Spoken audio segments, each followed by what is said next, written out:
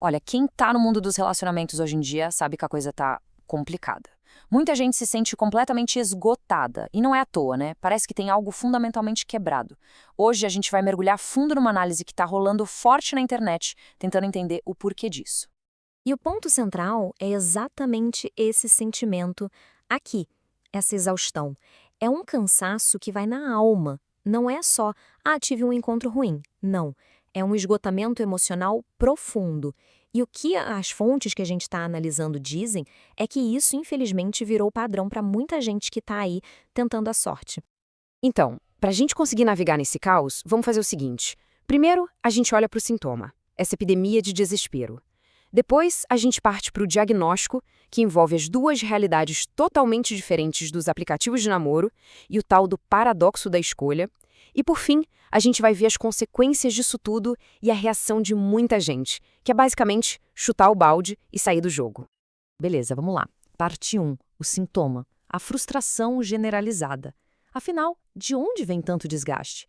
O que as fontes mostram é um ciclo, sabe? Um ciclo vicioso de experiência ruim atrás de experiência ruim que está simplesmente moendo todo mundo. E só para ter uma noção do tamanho do problema, dá uma olhada nesse número aqui. 70. Uma mulher, numa das fontes, disse que levou ghosting umas 70 ou 70 vezes, em um ano. Pensa bem, 70 vezes. Isso aí já não é mais, foi um encontro que não deu certo. Isso é um padrão. Mostra o quanto as interações hoje são totalmente descartáveis. É aí que o burnout bate forte, sabe? Porque a coisa deixou de ser sobre conhecer uma pessoa. Virou uma espécie de teste de elenco sem fim. Você tá sempre se apresentando, como se fosse uma audição. Cada mensagem, cada deslize é uma performance. E o tempo todo tem alguém julgando. É simplesmente exaustivo. Pra todo mundo. Ok, então se o sintoma é esse esgotamento todo, qual é o diagnóstico? Bom, a análise que a gente está vendo aqui aponta o dedo diretamente para os aplicativos. A tese é que eles criaram basicamente dois universos paralelos, duas realidades completamente diferentes para homens e mulheres. E o pior, as duas são igualmente quebradas. E essas duas realidades são assim, de um lado, a experiência masculina, descrita como um esforço absurdo, quase maníaco, de ficar lá deslizando o dia inteiro para ter pouquíssimos matches e quando tem, muitas vezes é com robô ou perfil que não tá nem aí. Do outro lado, a experiência feminina. Milhares de opções, uma enxurrada de caras. Só que aí vem o problema. A maioria é de investida de baixíssimo esforço, gente só querendo uma coisa, ou até uns caras meio predadores. É um excesso que sobrecarrega. No fim das contas, são dois tipos diferentes de inferno. Dois lados da mesma moeda quebrada. E olha, essa frase aqui resume a experiência masculina de um jeito que é até cômico, se não fosse trágico. Abre aspas. Os homens têm que deslizar assim como uma porra de uma máquina por talvez 3 meses para conseguir 3 bots. Fim de aspas. É, pesado, né? É um retrato muito cru do tamanho do esforço para um resultado pífio. E aqui a gente entra numa coisa interessante, que parece até uma contradição. Peraí, se as mulheres têm tantas opções, por que elas também estão frustradas? A explicação que as fontes dão é o que chamam de paradoxo da escolha. É tanta opção, mas tanta opção, que no fim das contas a atenção de quase todas elas acaba se concentrando num grupo minúsculo de homens. E aí vem a pergunta de $1 milhão, né? Se a grande maioria está se dando mal nesse jogo, quem é que está se dando bem? Que tipo de cara realmente tira vantagem desse sistema todo bagunçado?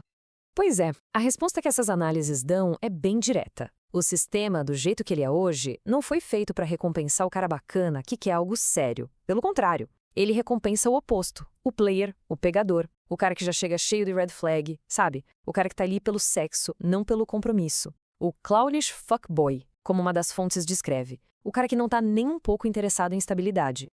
E para ilustrar isso, as fontes contam uma historinha que é quase uma cena de filme. Imagina só, uma recepcionista de academia. Ela é simpática com todo mundo normal. Aí chega um cara mediano, comum, ela dá aquele sorriso educado, profissional, mas aí entra o bad boy. O cara todo marrento, a expressão dela muda na hora. É uma atração visceral, quase animal. Ela ignora completamente o cara normal. Isso, segundo a análise, é o paradoxo da escolha em ação, a atração passando por cima de qualquer lógica. Tá, e qual é o resultado disso tudo? O que acontece quando um monte de mulher corre atrás de um grupinho de caras que, por definição, não querem nada sério? Bom, o prognóstico não é nada bom. A análise mostra que isso gera um ciclo de consequências bem negativas. E o pior, para todo mundo envolvido. Do lado das mulheres, as fontes usam um termo bem polêmico para descrever uma dessas consequências: o muro ou the wall. A ideia apresentada é que chega um ponto ali por volta dos 30 anos que depois de passar a juventude nesse ciclo de pegação, o valor dela no mercado de relacionamentos, digamos assim, sofre uma queda brusca. E aí, encontrar um parceiro para algo sério, a longo prazo, se torna muito, mas muito mais difícil.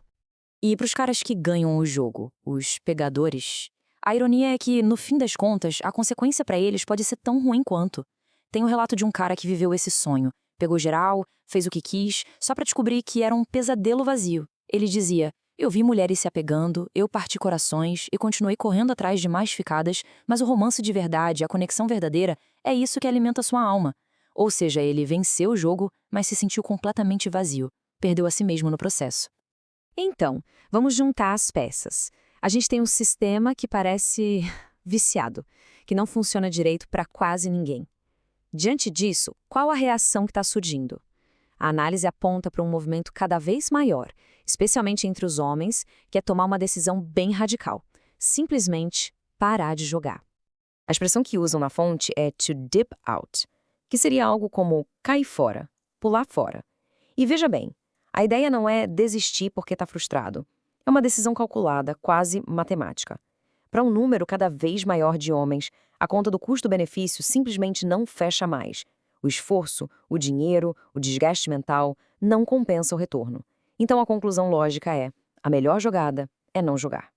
E a analogia que a fonte usa para fechar essa ideia é perfeita. O namoro moderno virou a pipoca do cinema. Sabe como é? O preço só sobe, sobe, sobe, enquanto a qualidade parece que só diminui. O preço, nesse caso, é o seu tempo, sua energia, sua saúde mental. E o produto? Cada vez pior. Chega uma hora que você olha para o balcão e pensa: quer saber? Não vale a pena. E vai embora. E isso deixa a gente com uma pergunta no ar. Será que a gente está vendo o colapso total do jeito como as pessoas se relacionam, como essas fontes sugerem? Ou será que isso tudo é só a dor de adaptação a uma nova era digital? O diagnóstico que essa análise traz é bem sombrio, não dá para negar. Mas talvez a questão mais importante seja outra. Se as regras do jogo estão quebradas, quem é que vai ter a coragem de criar regras novas?